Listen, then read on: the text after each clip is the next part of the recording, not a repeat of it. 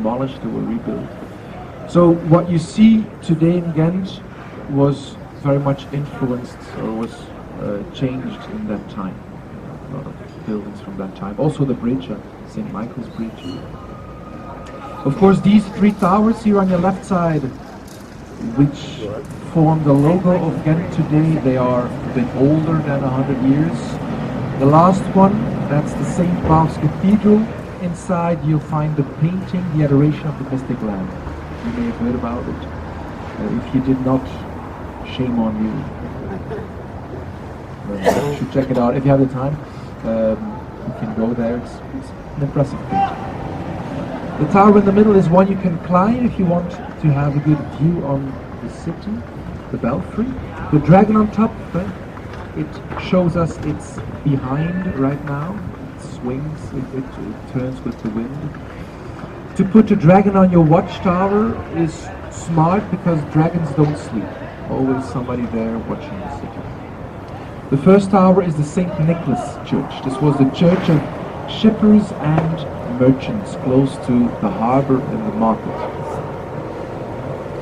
So one of the main reasons why Ghent has so many churches, there's another one here on the right, is that of course everybody wanted to go to heaven, but the rich could buy a place in heaven here on earth by building a church or a part of a church. So shippers, merchants, St. Nicholas.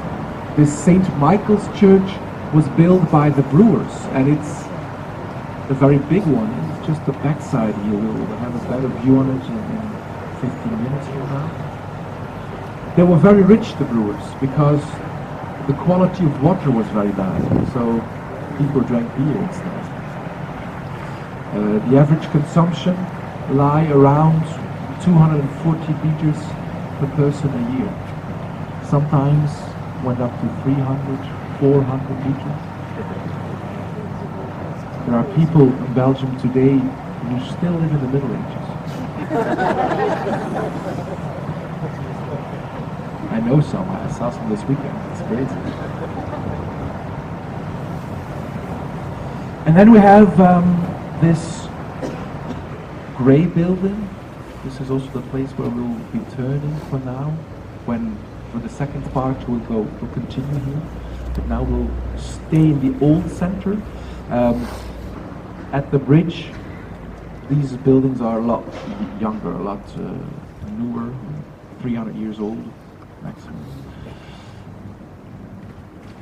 This was a monastery, known for its library.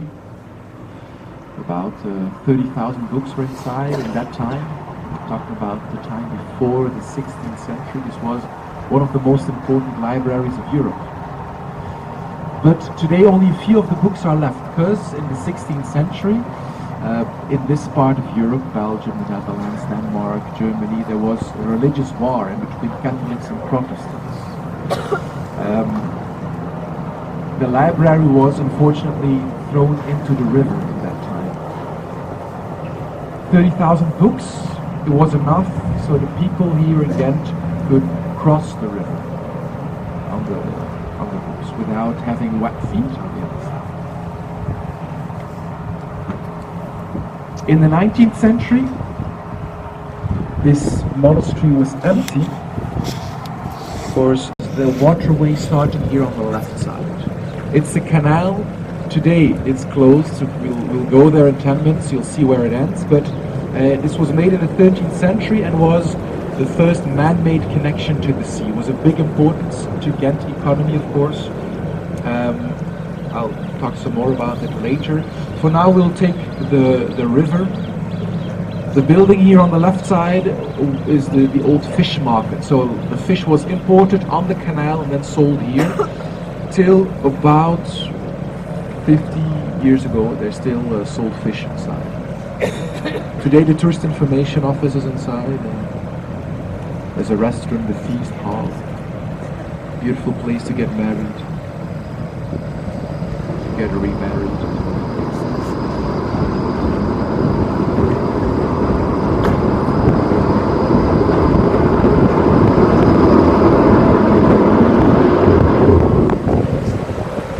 House of the wine merchants here in the sun. The wine was stocked behind those windows, the cellars. The small White House in Vleuger has 3 statues just above the door, more in Congo, and Congo used to be a colony of Belgium till 1960. And so yeah, Ghent produced this textile for a long time, 19th century textile, till the 50s, the 60s. Then it went downhill because of competition of other cities, countries, continents right now. So in 2008, the last textile factory in Ghent closed. It's history now. We still have many other factories though, but not in the center anymore. Here you have restaurants, apartments, offices also on the other side. The factories of today are mainly in the north. There you have the new harbor. It's a sea harbor, the 3rd biggest of Belgium, after Antwerp and Bruges.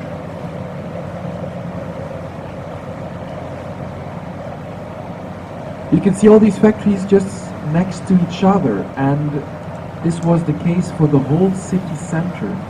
Till 1860, there were no factories outside the city walls, so everything was pushed together here in the center. Of course, you can imagine there was a lot of pollution at that time. These chimneys are not that high, so the streets were filled with smoke. The water was this polluted that 4,000 people were killed of cholera at the end of the 19th century. Ghent was very noisy too. Spinning and weaving, it's very noisy, so the workers had to talk very loud. The people of Ghent today still talk very loud. Mainly the older people, of course, but also the younger villagers.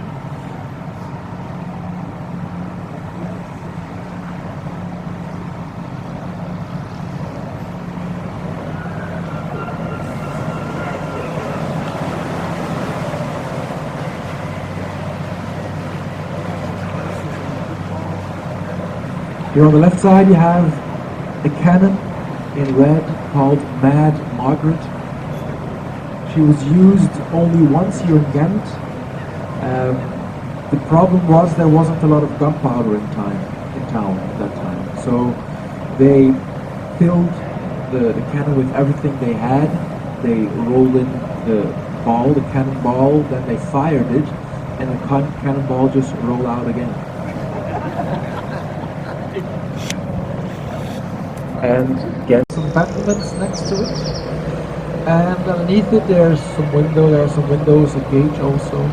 That's the last part left of the castle I was talking about 5 minutes ago. The Prince's Court.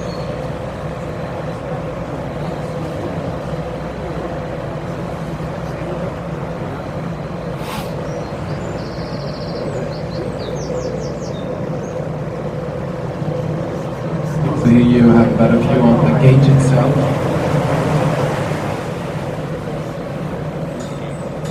In one of the 300 rooms of this castle, this Prince's Court, a very important man was born in the year 1500. Charles V he was called. Charles was Emperor of the Holy Roman Empire, Germany, Austria, Hungary. He was Carlos I also, King of Spain. And Spain was in the middle of its golden age. He discovered America a few years before he was born. So he was powerful, he was rich, and often those kind of men have many women too. Definitely the case for Charles, very active guy. The statues around this bridge, they tell stories out of his love life, love life. Rich of imperial pleasures.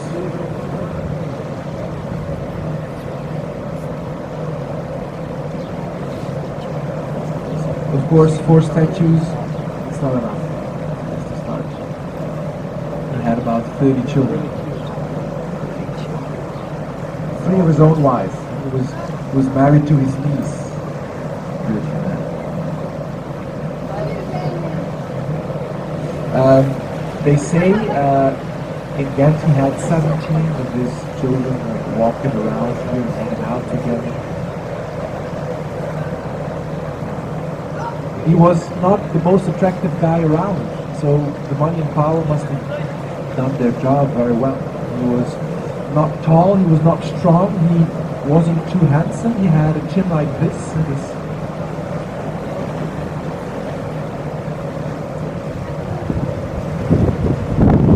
so if you would see such a chin passing by today again, it could be a descendant of the emperor. And in the Belgian royal family we still have official descendants of Charles. Princess Astrid is married to Lorenz von Habsburg, who was also from the Habsburg family.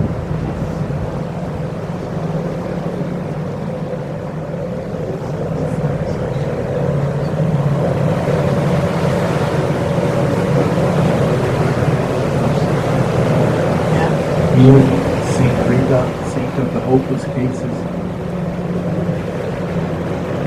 Monastery of the Augustinian monks, it's still active today, 20 monks are here. And then you have this angel, the angel of purification. It's still for sale if you're interested. Only 40,000 euros. It's actually the angel Raphael. He's angry, he's waving his horn, he's the messenger. Raphael the messenger. He's angry because nobody's listening to the warnings about global warming. That's what the statue is about.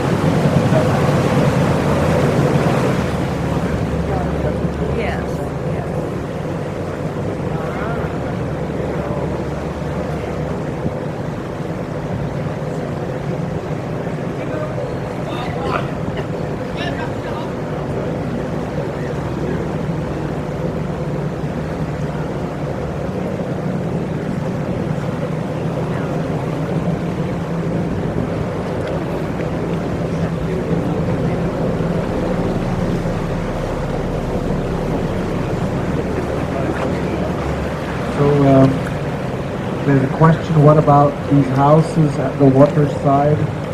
So they have no cellars, of course, that's quite impossible. There are two ways of building so close to the water, or you just dig deep enough so you get to the solid ground underneath the mud. Here it's like maybe 2 meters, 3 meters, depending on the place. Or you put them on poles, wooden poles, concrete poles. Yeah, that's what happens.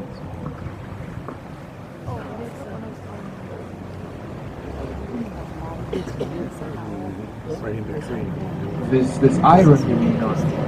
Well, the iron, it has nothing to do with houses close to the water. Actually, it's a way of keeping facades together. So you have one on this side and one on the other side, and that's what is done in many houses here in Flanders. Not today, of course. Today they do it differently, but houses till, I don't know, the Second World War, were often have those kind of iron things keeping them together.